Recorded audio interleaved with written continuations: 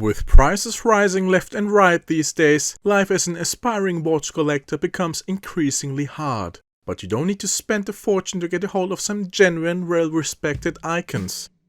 Greetings and welcome to another episode of Bear Watch. I hope you guys didn't fall asleep during last time's history lesson on Seiko Divers. This video will be a little bit more straightforward, I promise. Today we are looking at 15 iconic watches under $1,000 each, to prove that you can indeed build a nice collection of some horological and historical significance on a budget. This list will include both quartz and mechanical, limited to 1 pick per brand, and 2 new watches that you can buy at the moment. This list won't include any homages or micro-brands, although this might be a question of interpretation, since some of the brands, despite their history, are quite niche and produce in relatively low quantities. So without further ado, let's get to it! A real budget icon, worn by to-be presidents, warriors and villains alike, the Casio F91W is a real piece of horological history, omnipresent after its release in 1989 throughout the 90s, and valued for its low weight due to its resin case, its LED backlight, useful complications like a chronograph function, annual calendar, alarm function, its good water resistance being higher in practice than its official rating of 30 meters, and not least due to its low price. For $20 retail, give or take, you can own a legendary watch, in a way the Apple Watch of its time, that needs no introduction to most people on this planet. Once you've been infected, you can't get away from its retro charm. Next on this list of affordable icons is the epitome of toughness, the embodiment of a beta watch, born in the 1980s in a black resin plastic case. The G-Shock Square has your back when you're getting the job done. Favored by handymen, emergency services and military personnel for its shock resistance, high water resistance of 200 meters, reliability and useful complications. And one of the few watches approved by NASA for official use, worn by countless astronauts, among them current head of NASA Bill Nelson. Casio G-Shock has reiterated this model over the decades. There are solar-powered versions without the need of changing batteries, or radio-controlled G-Shock squares that synchronize with atomic clocks that won't need you to reset the time, for less than 100 of your hard-earned currency and less during sales. You can own the watch equivalent of being John Wick. The third contender and first on this list that isn't a digiquartz will inevitably divide the audience. What can't be downplayed is the impact of the gigantic Swatch Group in the world of Swiss watchmaking. Not only limited by acquiring countless Swiss watchmakers that suffered dearly during the quartz crisis, Swatch's own Origin brand released the first mechanical watch solely assembled without human intervention in 2013. The System 51 movement consists of just 51 parts, held together by just one central screw. Available in colorful variations, this particular plastic piece will cost you around the 100 mark, without the possibility of being serviced, since these watches were designed to be disposable, an icon of modern innovation and ephemerality. The world of aviation watches offers great potential for icons. The very idea that turn-of-the-century gentlemen should wear timekeepers rather on wrists than pockets stems from the necessity of keeping your hands on the yoke mid-flight. This aviator's timepiece is an absolute bargain that found its way into the hands of many people in the collector crowd, and the cheapest possible way for you to get a real mechanical hand-winding chronograph into your hands. In order to supply its military aviators with watches, the People's Republic of China bought machinery from Swiss movement producer Venice that underwent financial trouble. By 1963, the People's Liberation Air Force was handed out what is now known as the Pilot 1963, a column reel chronograph. A Swiss-made alternative would cost you in the thousands. This particular piece comes for less than 200 or as little as $130 during sales, although it's far from being an uncontroversial pick. China's lax policies towards copyright infringement came back to bite its very own brands, and the result is that the original manufacturer of this watch, Seagull, that sells this watch for significantly more, were largely left out from profits by other companies. In a twisted way, this watch became both an icon of affordable watch collecting and a testament to the problems within the Chinese watchmaking space. Next one in line is a real classic and a collection starter to many. Featuring an in-house automatic movement and vintage-inspired traditional looks, Japanese watchmaker Orient, well known and respected for its affordable dive watches, created a line of dressy pieces that is almost collectively praised by watch enthusiasts worldwide. Released in different dial colors, sizes and with different complications, this affordable automatic watch kickstarted countless collecting journeys throughout its existence, with new iterations popping up every now and then. With its beautifully domed mineral crystal, see-through caseback and low water resistance of 30 meters, it certainly isn't a sporty piece, both spec and design-wise. It will adequately complement your more formal attires, and might, in its smaller versions, even look like a watch handed down from your grandpa. The pleasure of sporting mid-century looks will cost you between $300 and $200, or even less depending on version and whether you can get one during sale. If you favor green or tan parkers and cargo pants over pinstripe fabrics, Canadian watch manufacturer Marathon has got you covered. The sole official supplier of watches to the US military takes pride in its history of producing mil-spec timepieces since the Second World War. This light, unobstructive 34mm small field watch, the general purpose, aims to please the tactic-cool crowd in different earthy color schemes and is available in either Swiss quartz or Japanese automatic, manufactured by Seiko. The radiation hazard symbol on the dial of most variations is not a quirky design element. Those particular watches are equipped with tritium tubes, acting as lume, a radioactive light source that won't need to be charged and won't fade over the course of a spontaneous night march for almost 20 years. Further, its more affordable quartz version offered at a price of €322 or 353 USD features an end-of-life indicator that will let you know in advance through delayed second-hand movements that you should switch the battery. The ideal modern field watch built to strict military standards for preppers fearing that the malevolent artificial intelligence could block the sunlight and thus render the collection of solar-powered watches useless. The second pilot's watch on his list got to be a real classic. The real classic. An almost century-old design, the Flieger, German for aviator, is the iconic flyboy's toy. An essential tool for military pilots and crewmen to time delicate maneuvers and bombing runs. The original Flieger, produced in two different dial types, Baumuster A and B, or production type A and B, were supplied to the German Luftwaffe during World War II by 5 different watchmakers: A. Lange und Söhne, Wempe, Stover, IWC and Laco. For €340 or $410, you can own this original iconic watch from one of the original suppliers. A truly big and bold watch, best paired with vintage leather jackets and a touch of midlife crisis. This watch will make you stand out from the masses, with its big onion crown designed for use at high altitudes by hands covered in thick pilot's gloves and exceptional legibility. Gute Jagd! In the affordable watch space, you'd be hard-pressed to find something more iconic than a Seiko Diver. And there's hardly something more iconic than a Seiko Turtle cushion case that has been worn by countless explorers, adventurers and soldiers. First released in 1968 at the height of the Vietnam War, the rough and tough diver, also known as 6105 or Captain Willard, as it was worn by the main character of that name, portrayed by Martin Sheen in Coppola's Apocalypse Now, was an immediate success among US military personnel shopping overseas at PXs. Although 6105 only resembles half of its original reference number, furthermore being the designation of its used movement, its fantastic water resistance and ruggedness were anything but half-baked. For less than $500 retail or €440, you'll get a wrist-hugging glimpse of what it's like to single-handedly conquer the North Pole or to venture into the heart of darkness. This ISO 6425 certified diver will follow you into the abyss, at least for the first 200 meters.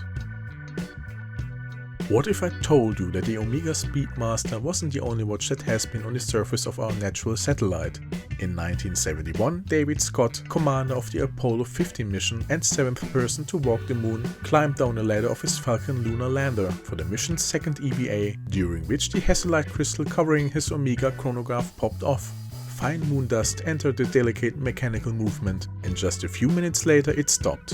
Luckily, American watchmaker Bulova had supplied the astronaut with a prototype chronograph, in hopes of making the mission of the man on the moon a celestial proving ground. Its Modern Air, re-released in 2016 by the now Japanese-owned brand, is a massive, impressive high-frequency quartz chronograph with an astounding accuracy of 10 seconds a year.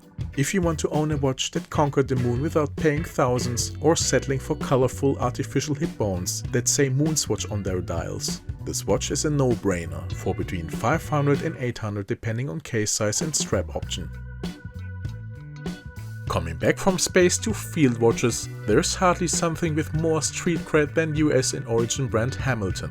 As one of the former main suppliers of military watches to the US Army during both World Wars and well afterwards, Hamilton is able to look back at a long history and expertise regarding rugged mil-spec watches. This manual wound khaki field mechanical, available in different color and strap variations, dates its roots back to 1967 when it was issued to military personnel during the Vietnam War. Reinterpreted in a more modern case size and modern materials like a sapphire crystal. This proven field watch, a staple for both new and seasoned collectors, will make you feel adventurous, although its 50 meters of water resistance won't make you want to try marine sports. Charlie don't surf, and you won't either. Unlike the upcoming pick that could stay submerged into the deep blue for years, and actually did. This Japan-made dive watch, nicknamed the Fujitsubo, Barnacles in Japanese, is a reissue of the 1977 Citizen Challenge Diver, found on the Long Reef Beach in Sydney in 1983, completely covered in barnacles and other sea creatures. Despite the fact that it had spent years in the unforgiving salty seawater, it was still ticking away like nothing had happened. This re-release within the Citizen ProMaster line boasts full ISO 6425 certification in a treated Grade 5 Super Titanium case with a hardness of 1000 on the Richter scale. Greatly improved magnetic and corrosion resistance hints at this watch available for between 500 and 600 barnacles, depending on whether you choose a strap or bracelet, preparing for a second round in the depths of the ocean. This time, we could very well see marine life covered in Citizen watches. You don't need to search the seabed to find potential icons of watch collecting. Swiss watchmaker Tiso settled for searching their extensive archive to reimagine this end-70s genre-inspired design. Released in countless variations, this integrated bracelet design became an immediate success among collectors craving for the unobtainable icons of the Swiss Holy Trinity brands. A best-in-class bracelet finishing, intricate tapisserie dial on its mechanical versions, and affordable price of less than 800 retail are able to gloss over the fact that its Powermatic A-tier variation uses a plastic escapement, euphemistically designated as high-tech escapement, which led to independent watchmakers believing that this movement was planned to be disposable with built-in obsolescence, contrary to the very idea of sustainable multi-generational watch collecting. In this regard, it could be very well become an icon of both modern hype culture and project management triangles. Returning from the dizzying heights of hype but still over the clouds, the Gemini Airman is another icon with wartime experience. Favorite among, you guessed it, airmen.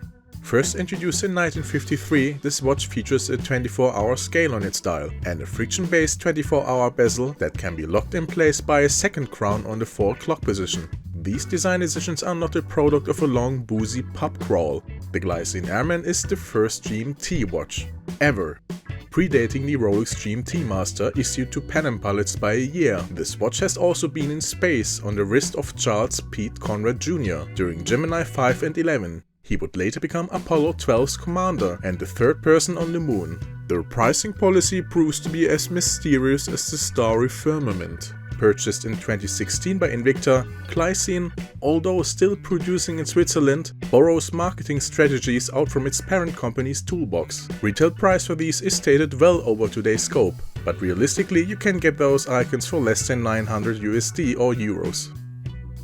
The second German watch on this list stands in complete opposition to the big and bold Flieger watch.